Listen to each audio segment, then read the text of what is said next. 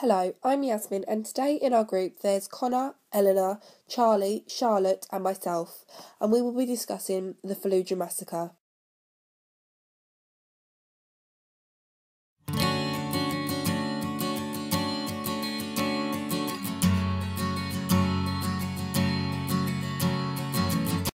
I will be talking about the basic facts of the massacre and the background.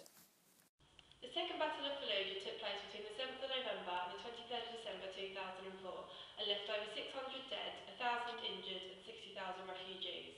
The majority of the dead were women, children and elderly members of the public. The US soldiers were given orders to kill anyone aged 10 and above who was considered a threat to them. Hello, my name is Ellie and I'm going to be discussing how this massacre was not an act of terrorism. The area of Fallujah is within an area known as the Sunni Triangle. It was an area most hostile to US and the coalition. The Sunni Arabs in this area were known to be strong supporters of Saddam Hussein's government. Many politicians and military leaders came from this area. Reports had also come in that children as young as 10 had weapons and were trained to fight. The attack. The coalition carried out a ferocious attack on Fallujah in 2004, stating they were looking for armed and dangerous supporters of Saddam Hussein to kill. A deadly chemical weapon called white phosphorus was also used in the attack. Soldiers were told that everybody there was an enemy. White phosphorus had been banned by the United Nations in 1980 for use against civilians and also for use against military targets in proximity to civilians.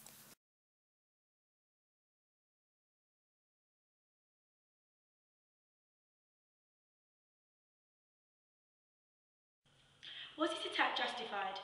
Is it possible that all of the inhabitants, even the children of Fallujah, were all supporters of Saddam Hussein, and because of that would have posed a threat to the West?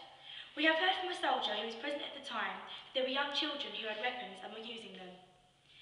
Is there any justification in considering the needs of the many against the needs of the few? That in order to find and kill these political supporters and to stop the use of these weapons of mass destruction, that some lives must be sacrificed in the process. The legal definition of murder is the unlawful killing of another human being under the Queen's peace. All people are under the Queen's peace except for foreign enemies killed in war. In conclusion, this legal definition states that killing in war is not a murder, so it could therefore be considered that the Fallujah massacre was not an act of terrorism. Hello, my name is Charlotte. I'm going to briefly look at the view of the massacre given by interview with an ex-military soldier named Jeff Engelhardt, who in the area of combat, namely Fallujah, where he claimed that everyone was a target of war, even children and babies. Jeff Engelhardt added that anyone who was able to hold a gun and pull a trigger, no matter how young they were able to participate in the massacre. He suggests that it looked like a massive killing. The US used a chemical weapon named white phosphorus, which when in contact with skin created irreversible damage in the form of blisters and burns through to the bone. Both humans and animals were affected by this. White phosphorus was used most commonly in the killing of victims as it is a lethal chemical warfare weapon, which when in contact with water, oxygen and skin clearly has devastating effects. If breathed in, white phosphorus burns the insides of the mouth, throat and windpipe, causing the insides to melt and blister away. Paul Wood, the BBC's defence correspondent, said on the 17th of November 2005 that the US statement of white phosphorus was being used as an incendiary was not an admission that a chemical or otherwise illegal weapon had been deployed. Still less was it evidence that a massacre of civilians had taken place in Fallujah.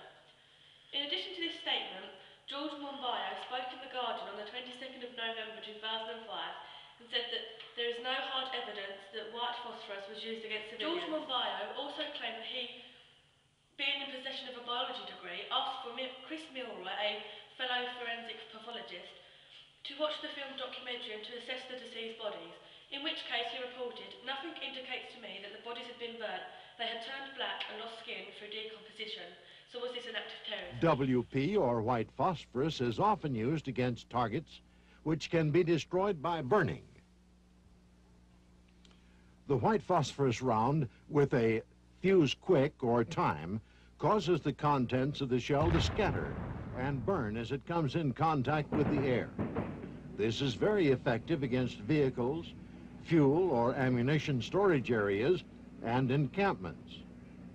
White phosphorus can also be used to block the enemy's vision. Hello, my name is Connor and I'll be evaluating and arguing the concept of why the Fallujah massacre was an act of terrorism. Firstly, there was an unnecessary use of violence on innocent people and the surroundings of Fallujah. The definition of terrorism is the systematic use of terror, often violent, especially as a means of forcing another party to act in an involuntary manner. Possible reasons for the hidden massacre is a vendetta against the civilians who were involved with the hanging of fellow troops. These led to no respect being shown towards a place of worship and anyone entering them. Troops also cut off electricity and power to the civilians. A lieutenant high up in power classed everyone as a thug and said to clean them out.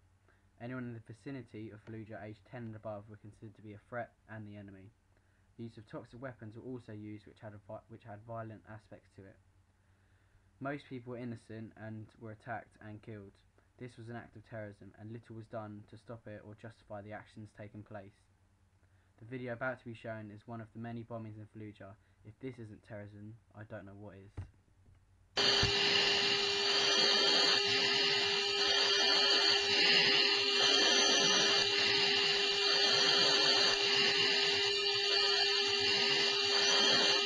I got numerous individuals on the road. You want me to take those out?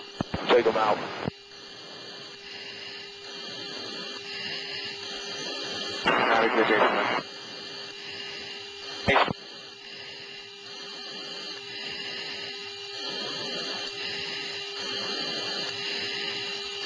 Ten seconds. Roger.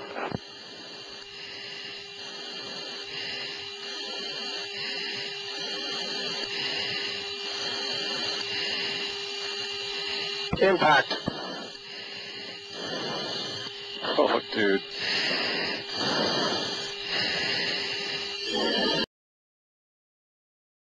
Social construct. Social construct is when society creates crime by making rules that breaks those rules which constitutes the crime. It involves the labelling and power of those involved. Key questions. Key questions are, why is that rule there? The rule is there to govern us and keep us in order and enhances justice to everyone, criminal or not. Just like all rules, they are there for our own protection and well-being. Who made these rules and why? These rules were made over time through general learning and understanding of the human race and the activities that take place. It simplifies the moral codes of what is deemed right or wrong. And whose interest is the rule? It concerns everyone, no matter who you are, religion, race, age, sex and global location. It is a generic meaning and observation of the moral codes which also reflects upon us as human beings. Hi, I'm Charlie Murray and I'm going to be discussing how the Fallujah massacre was considered an act of terrorism on part of the US forces. As you can see from the quote, when the US entered Fallujah, they prevented the use of medical services to the wounded inside hospitals, including women and children. Hospital doctors and nurses were also arrested. After raiding the city, US Marines cut off all power sources such as gas, electricity and water to civilians still inside their homes. This tactic was considered a weapon of war to damage opposition forces and retaliating. However, because of this, it resulted in many civilian deaths. Lieutenant General John S. Sadler branded the occupants as thugs and vermin. This therefore shows the attitude held by the US forces towards the people of Fallujah.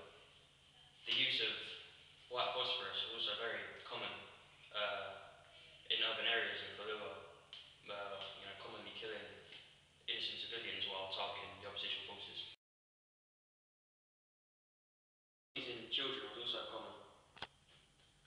Once white phosphorus was dropped, as well as the weapon of MK-77 and of course napalm, deformities in children would go, and it still happens today, as the pregnant women will also obviously be affected by this. There was no escape from Fallujah as the US Army had barricaded any roads going out. Any civilian male at the age of fighting for the army was forced to stay inside Fallujah. Obviously, being innocents, they were killed during the battle.